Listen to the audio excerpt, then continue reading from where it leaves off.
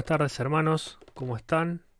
Qué bueno nuevamente encontrarnos esta semana para poder estar leyendo y estudiando un poquito más sobre el Evangelio según Lucas y continuando lo que nos quedaba de la semana pasada. Hoy vamos a estar leyendo poquitos versículos, pero con bastante contenido. Tenemos para hoy Lucas 13, versículo 31 al 35, ya finalizando el capítulo 13. Así para la semana que viene ya vamos a estar obviamente ingresando en el capítulo 14, por eso es que no quiero seguir avanzando, porque el texto que sí tenemos para la próxima semana es un poquito más extenso. Así que bueno, los invito a que puedan estar buscando en sus Biblias Lucas capítulo 13, versículos 31 al 35. Y dice así: En ese momento se acercaron a Jesús unos fariseos y le dijeron: Sal de aquí y vete a otro lugar, porque Herodes quiere matarte. Él les contestó: Vayan y díganle a ese zorro: Mira, hoy y mañana seguiré expulsando demonios y sanando a la gente, y al tercer día terminaré lo que debo hacer. Tengo que seguir adelante hoy, mañana y pasado mañana, porque no puede ser que muera un profeta fuera de Jerusalén. Jerusalén, Jerusalén, que matas a los profetas y apedreas a los que se te envían. ¿Cuántas veces quise reunir a tus hijos como reúne la gallina a sus pollitos debajo de sus alas? Pero no quisiste. Pues bien, la casa de ustedes va a quedar abandonada, y les advierto que ya no volverán a verme hasta el día que digan: Bendito el que viene en el nombre del Señor. Bueno, continuamos entonces desmenuzando y yendo versículo por versículo de la perícopa que tenemos para el día de hoy. Y en el versículo 31 nos dice, capítulo 13, versículo 31, nos dice: En ese momento se acercaron a Jesús unos fariseos y le dijeron: Sal de aquí y vete a otro lugar, porque Herodes quiere matarte. Entonces, acá podemos ver cómo tenemos un cambio de personajes, ¿sí? Porque el momento o el tiempo o el escenario es el mismo del que estábamos teniendo la semana pasada, ¿sí? Donde después de responder a la pregunta de aquel hombre que quería saber si eran pocos los que se salvaban, en esa enseñanza que se armó allí, luego de esto, en ese mismo momento, se acercaron unos fariseos a preguntarle. Acá tenemos y podemos ver el cambio de personajes que vuelven a repreguntar o digamos, a llevar a Jesús hacia otro lado, hacia otra pregunta, hacia otra enseñanza después. Y les dan una advertencia, ¿no? Y le dicen: Sal de aquí, vete a otro lugar, porque Herodes quiere matarte. Capaz que este sea uno de los pocos versículos, o único de los versículos, donde los fariseos pueden estar actuando de una manera positiva en decirle, o sea, si siempre lo estaban castigando, ¿no? Siempre lo querían hacer pisar el palito, por así decir las cosas, porque siempre lo estaban poniendo a prueba, siempre lo estaban buscando de ellos justificarse y no de aceptar lo que Jesús enseñaba. En este momento acá los fariseos le dicen: Andate de acá porque Herodes te quiere matar, y andate para otro lugar. Y ese lugar no era ir a Jerusalén, sino era ir a otro lado, ¿sí? O sea, era sacarlo, desenfocarlo también a Jesús del camino, desenfocarlo del camino de lo que él tenía, de lo que él había encarado, ¿sí? O sea, de la consumación final. Y en el centro del texto vamos a encontrar esto. O sea, recordamos que en el capítulo 9, versículo 51, es donde Jesús se afirma para ir hacia Jerusalén a consumar el plan de salvación. Y acá los fariseos, de alguna manera, lo podemos tomar como positivo, que lo quieren ayudar para que se aleje, para que vaya para otro lado.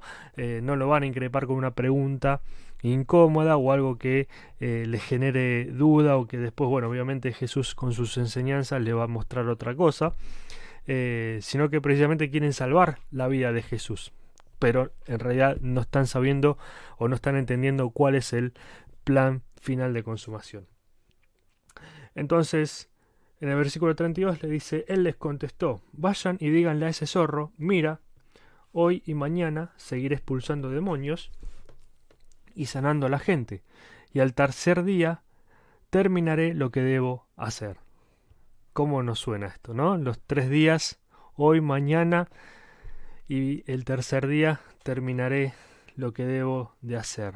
También Jesús está anunciando acá a qué es lo que va a Jerusalén.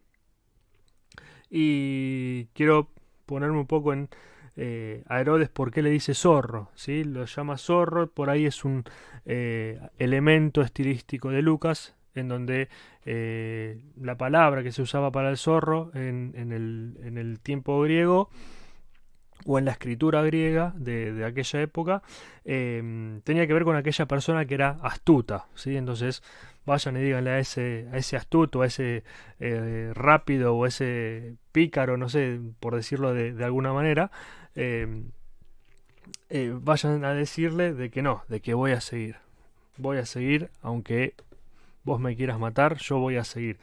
Y lo importante teológico o el mensaje que es importante de esto que está en el centro de todo es precisamente esto. Hoy y mañana seguiré expulsando demonios y sanando a la gente, y al tercer día terminaré lo que debo hacer. Acá se resume prácticamente con el hoy y mañana, es con lo presente, ¿sí? Con lo presente y lo inmediato. Tanto hoy, ahora, en este mismo instante, voy a seguir haciendo lo que estoy haciendo. Mañana no hay nada que me amedrente, también lo voy a seguir haciendo. ¿Por qué? Porque en el tercer día tengo que terminar lo que empecé y lo que debo hacer. Nos va llevando Jesús a la salvación, y en el tercer día, obviamente lo podemos relacionar con la resurrección.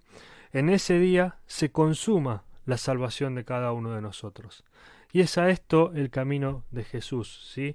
Hoy y mañana va a seguir trabajando en nuestras vidas, pero un día se consuma la salvación por la cual Él empezó a ir trabajando, ¿sí? Un hoy y un mañana fue Jesús trabajando en nuestras vidas hasta que tenemos ese momento de la consumación de nuestra salvación, que obviamente lo hace el Señor. Y esto lo vuelve a reconfirmar en el versículo 33, cuando dice: tengo que seguir adelante hoy, mañana y pasado mañana, porque no puede ser que muera un profeta fuera de Jerusalén. La convicción de Jesús estaba llegar a Jerusalén. Él, como profeta, como se menciona acá, tenía que llegar a Jerusalén, ¿sí? Recordemos en el Antiguo Testamento que muchos de los profetas encontraron su muerte en Jerusalén. Entonces, no por nada de esto, ninguna amenaza o advertencia que le puedan hacer los fariseos o amenaza de Herodes iba a desenfocar el foco en donde tenía puesto la mirada a Jesús, que era ir a Jerusalén, era ir a ese momento, era ir a anunciar la salvación a Jerusalén. Recordemos que fue empezando desde las aldeas, desde afuera, ¿sí? Hasta cuando el momento que afirma su rostro, hasta que se decide ir a Jerusalén a hacer la consumación final del plan de salvación. Es en ese momento, y acá vuelve a repetirse lo de hoy, lo de mañana y lo de pasado mañana, lo de los 3 días. Y también tenemos una ligación, por así decirlo, con el Antiguo Testamento, sobre todo con esto del tercer día, ¿no? Que es la consumación final de la salvación, pero también en Oseas 6:2 el tercer día es el día de la salvación, que lo leemos juntos y dice así, desde el versículo 1, Oseas capítulo 6, versículo 1, dice: vengan, volvámonos al Señor, Él nos ha despedazado, pero nos sanará, nos ha herido, pero nos vendará. Después de 2 días nos dará vida. Al tercer día nos levantará y así viviremos en su presencia. En ese momento es en el momento de la consumación de la salvación, la consumación de la salvación de nuestras vidas. Y por eso de esta manera es que Jesús tiene bien en claro qué es lo que tiene que hacer. Él lo tiene ya definido desde mucho tiempo, y fuimos viendo que a sus discípulos, como nosotros también, nos iba costando entender todas estas cosas. Y veíamos cómo los discípulos también se preguntaban y se cuestionaban muchas veces de por qué, de por qué tenían que ser las cosas de esa manera, los desconcertaban los anuncios sobre su muerte, pero cada una de esas cosas son las que también nos pasan a nosotros. Y, y lo importante de esto es que más allá de las adversidades, más allá de las amenazas, más allá de todas las desviaciones que pueden haber en el camino, Jesús siempre fue directo hacia la cruz, fue siempre directo hacia Jerusalén, a transmitir el mensaje de salvación y a consumar la salvación en Jerusalén. Y si lo bajamos para nuestras vidas, es precisamente esto. Nosotros también tenemos que seguir estos pasos de enfocarnos solo en el Señor, enfocarnos en la cruz, enfocarnos en vivir un día a día plenamente junto al Señor. ¿Sí? Es un caminar constante y es un aturdimiento constante también, porque muchas cosas nos aturden y nos quieren distraer y llevar por otro lado, nos quieren apartar de este camino, ¿sí? Así que tenemos que tener la fe y la esperanza de que siempre hacia adelante vamos a estar gozosos y esperando el encuentro con nuestro Señor, que desde nuestro lugar lo hacemos día a día. En el versículo 34 comienza un lamento por Jerusalén, pero también luego del lamento una promesa sobre Jerusalén, ¿sí? Dice: Jerusalén, Jerusalén, que matas a los profetas y apedreas a los que te envían. ¿Cuántas veces quise reunir a tus hijos como reúne la gallina a sus pollitos debajo de sus alas, pero no quisiste? Y acá podemos ver como cuando Jesús ya había hecho todos los ayes sobre las otras ciudades, sobre Betsaida.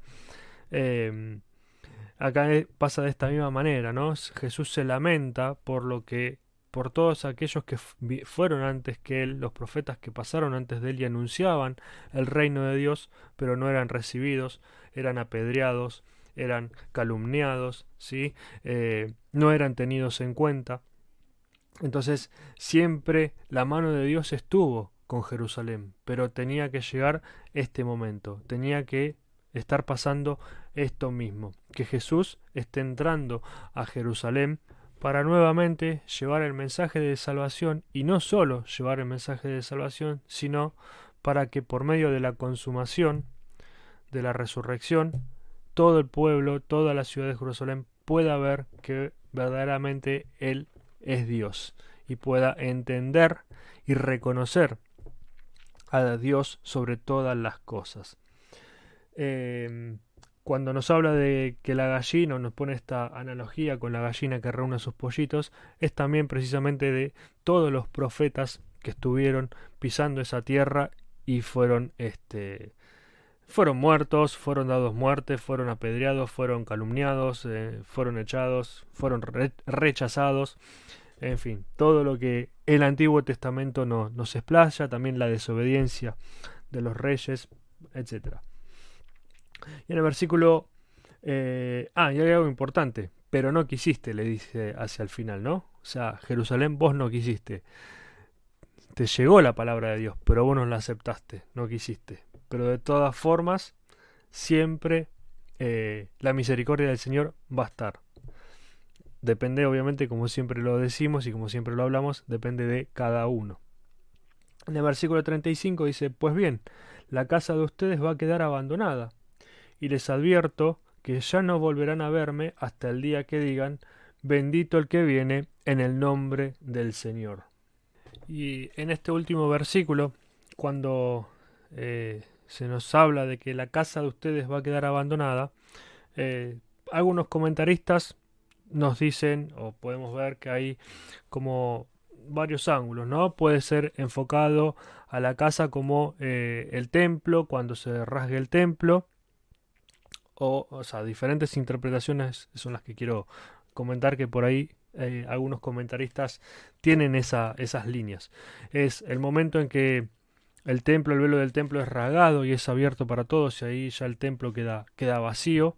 No es necesario ir al templo porque ya el Señor se consumó la salvación y está en cada uno que decida decidirse, valga la redundancia, por Jesús.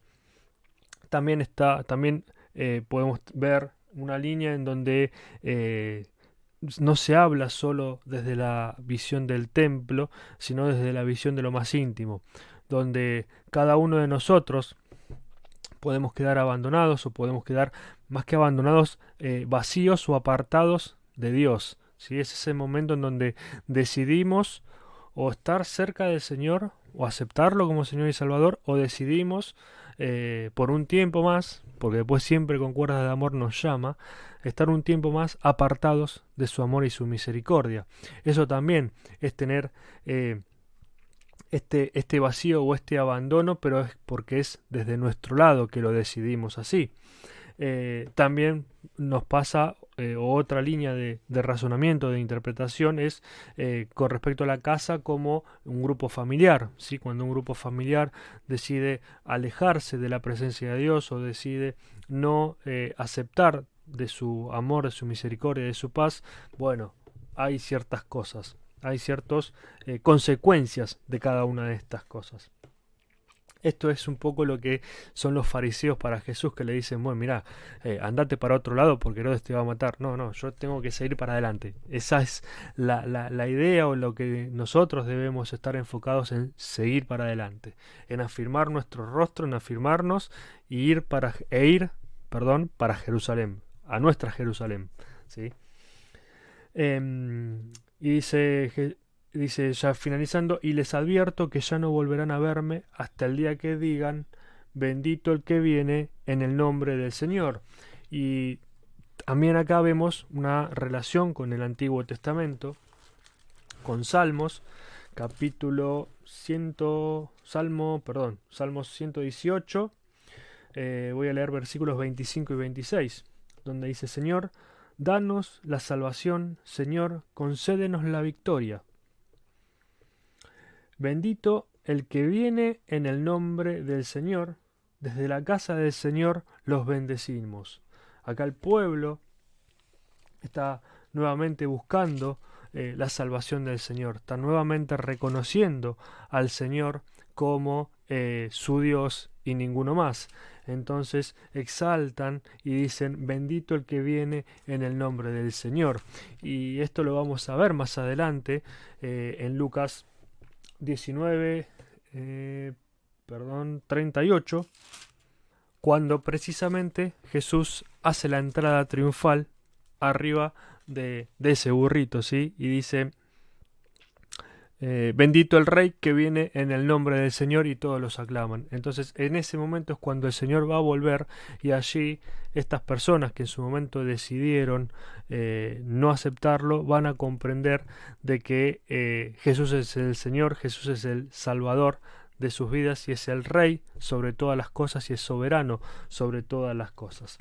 Entonces, hermanos, lo que, resumiendo un poco, es que podamos estar viviendo el hoy, el mañana y el pasado mañana, y pensando en el pasado mañana, ¿no? Pensando en el futuro, pensando en, del mismo modo que Jesús se afirmó para ir a Jerusalén, nosotros de la misma manera tenemos que vivir el presente, el futuro cercano y obviamente la consumación final, el momento final, que es hacia allí, hacia donde vamos, hacia el encuentro con nuestro Dios.